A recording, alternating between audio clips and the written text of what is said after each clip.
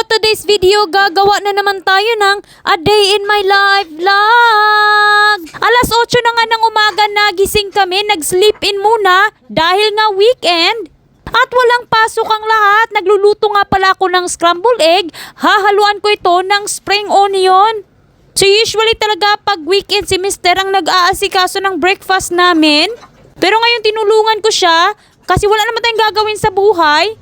Yung asawa ko kasi gustong-gusto niya magluto ng mga breakfast. Plano ko sanang magluto ng pancake. Nag-request kasi yung mga bata. Kaya lang, na-late ako sa paggising. Kaya naman scrambled egg lang aking niluto. Naghugas na ako ng mga pinggan. Marami nga palang nagamit kagabi.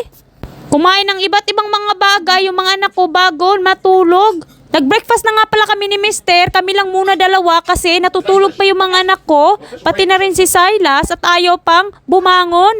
Pagkatapos nga mag-breakfast, naglinis ako sa kwarto ni Ariana at ni Georgia. Pagkatapos ay binihisan ko yung kambal at tinalian ko ng buhok. Pupunta kasi kami sa Thames magsa-shopping. Alam niyo naman weekend, all the time yan, nag-grocery shopping kami at pupunta kami ng Thames kasi naroon ang malaking supermarket. At kailangan namin mamili ng mga meat o yung mga karni ng baboy, baka at saka manok. Medyo mahal kasi dito mamili sa supermarket namin dito sa aming town. Kaya naman bibiyahe kami, 30 minutes lang naman, papunta sa Thames.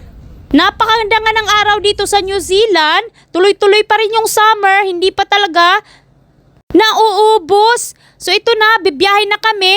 Pagkatapos ng 30 minutes, nakarating na. Una nga palang pupuntahan namin is yung The Warehouse. Dito nga nabibili yung may iba't ibang mga bagay, one-stop shop. Meron silang mga groceries, meron ding mga damit at mga iba't ibang mga bagay na nagagamit natin sa buhay. Binalan ko nga ng bagong sombrero si Ariana kasi dito sa New Zealand pag summer required talaga ang mga bata na magdala ng kanilang hats. Bawal na bawal hindi ka magpadala ng hats sa mga bata, nasa sunburn kasi sila. Nabilhan ko na yan si Ariana last year pa nung pag-start nila ng klase. Kaya lang na missing. So Easter na talaga, ang daming nagsusulputang mga Easter bunny. Chocolate nga pala ito. Meron silang golden egg at meron silang iba't ibang mga for Easter talaga. Pagkatapos nga pala naming mag-grocery shopping, nagbayad na kami dito sa self-checkout. Si Ariana nga palang nagvi-video sa amin. At ayan yung mukha ni Ariana habang nagvi-video. Nagutom nga pala yung mga bata ko after naming mag-grocery. Di pa nga kami natapos, pupunta kami dito sa Pack in Save. Continuation na pag-grocery shopping namin. Meron nga pala kaming budget lang na $250. Hopefully magkasya. Namili din kami ng mga karne. Dito talaga nabibili ang mga murang karne. Bumili din ako ng sour cream, kakailanganin din namin. At iba't ibang mga bagay. Medyo busy nga pala kasi nga weekend, marami-raming taong nag-grocery at nagbubutas ng mga bulsa. So last nga pala naming pinick up ay yung tinapay at pagkatapos nagbayad na naman kami dito sa checkout. Hindi siya self-checkout. Pero self na, ikaw ang magpapak ng yung pinamili. So ayan, tinapay na lang kulang, $231 na yung nabayaran namin.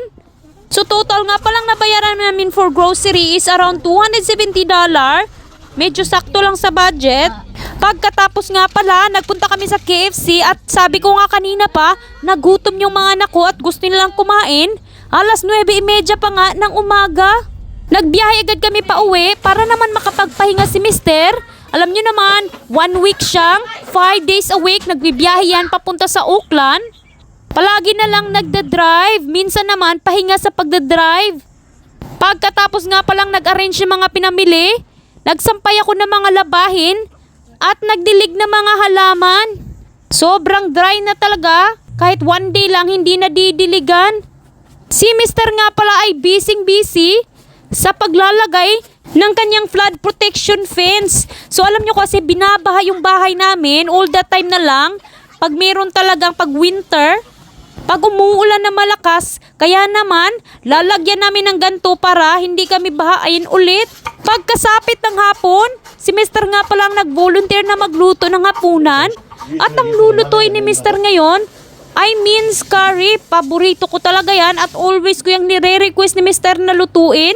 Sa isang pan, maglalagay lang ng cumin seeds. Maglalagay din ng cardamom pods at saka cumin ground, onion powder. Mix lang natin ito together, yung lahat ng mga spices. At maglalagay din tayo ng curry powder. Napakabango nga pala. Mag-a-add din of course ng bay leaves. Season with salt and pepper.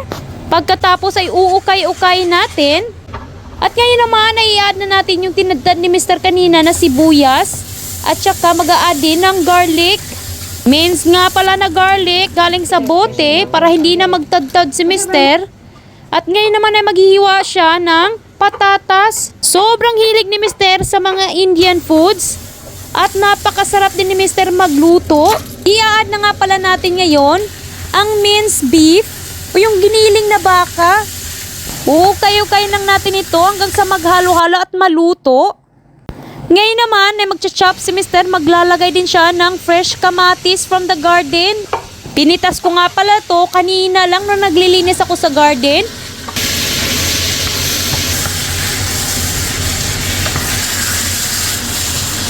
At ngayon naman ay i-add na ni Mr. yung ating canned tomato. So dadamihan nga pala ng kamatis para talaga masarap yung ating minced curry. Pag nagluluto talaga si Mr., andyan talaga ako katabi at ako talaga yung sauce chef niya. Ako yung nag-a-assist at ako yung naglilinis ng kusina. So isi-simmer nga pala natin for few minutes yung ating minced curry. At of course titikman natin kung masarap na talaga. At ngayon naman ay mag-add si Mr. ng fresh cream. So ito nga pala ay creamy na creamy minced curry. At after few minutes ay lutong-luto ng minced curry.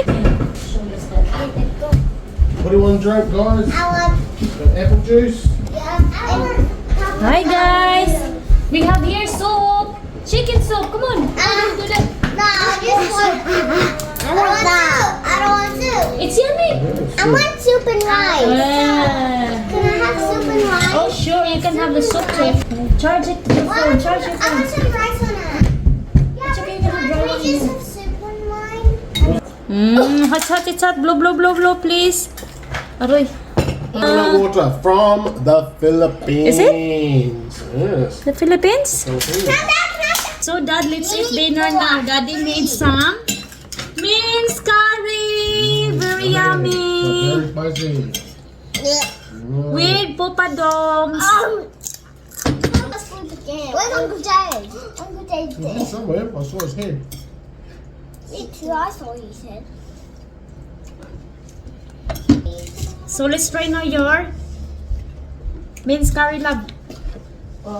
So sobrang sarap na niluto na minced curry ni Mr. Yung mga anak ko naman, kumain lang ng niluto ko kahapon ng nilagang baboy. So nagpaborito talaga yan ng mga anak ko.